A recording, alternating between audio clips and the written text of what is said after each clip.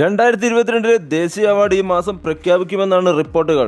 മികച്ച നടനുള്ള അവാർഡിന് കടുത്ത മത്സരമാണ് നടക്കുന്നത്. പുയു, റോഷാക്ക്, നൻപകൽ നേരത്ത് മയക്കം എന്നീ ചിത്രങ്ങളിലെ പ്രകടനത്തിന് മമ്മൂക്കയും കാന്താരയിലെ പ്രകടനത്തിന് ഋഷഭ് ഷെട്ടിയും ഫൈനൽ റൗണ്ടിൽ എത്തിയിരിക്കുകയാണ്. അത്ഭുതങ്ങളൊന്നും സംഭവിച്ചില്ലെങ്കിൽ കരിയറിലെ 4ാമത്തെ ദേശീയ അവാർഡ് മമ്മൂട്ടി സ്വന്തമാക്കുമെന്നാണ് സിനിമാ ലോകം അഭിപ്രായപ്പെടുന്നത്. ജാതിവരിൽ ആണ്ടുപോയ കുട്ടൻ, വ്യത്യസ്തമായ പ്രതികാരമായി വന്ന ലൂക്ക് ആന്റണി, ഒരു ഉച്ചമയക്കത്തിന് ശേഷം സുന്ദരത്തിലേക്ക് പരാഗ പ്രവേശം നടത്തിയ ജെയിംസ് എന്നീ കഥാപാത്രങ്ങൾ അവതരിപ്പിച്ച മമ്മൂട്ടിക്കാണ് പലരും അവാർഡ് കൽപ്പിക്കുന്നത്.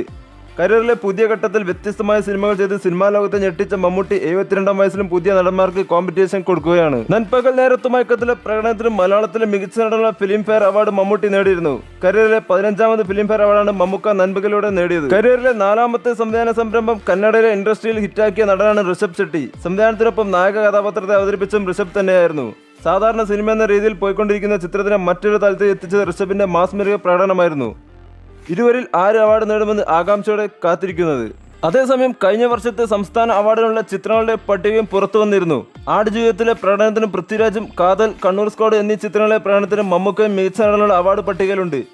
ജോജു ജോർജ്, ഇരട്ട, ടൊവിനോ തോമസ്, 2018 എന്നിവരും മത്സരത്തിന്റെ മുൻപന്തിയിലുണ്ട്. മികച്ച നടിക്കുള്ള അവാർഡിനും ശക്തമായ മത്സരമാണ് നടക്കുന്നത്. ഉള്ളൊയ്ക്കിൽ മത്സരിച്ച് അഭിനയിച്ച ഉർവശിയും പാർവതിയും മികച്ച നടിക്കുള്ള അവാർഡിന് സാധ്യത കൽപ്പിക്കുന്നുണ്ട്. കാതലിലെ പ്രകടനത്തിന് ജ്യോതികയുടെ പേരും പറഞ്ഞു കേൾക്കുന്നുണ്ട്. നേരിലെ സാറായി അവതരിപ്പിച്ച അനശ്വരയും മികച്ച നടിക്കുള്ള അവാർഡിൽ ഉയർന്നു കേൾക്കുന്ന പേരുകളൊന്നാണ്.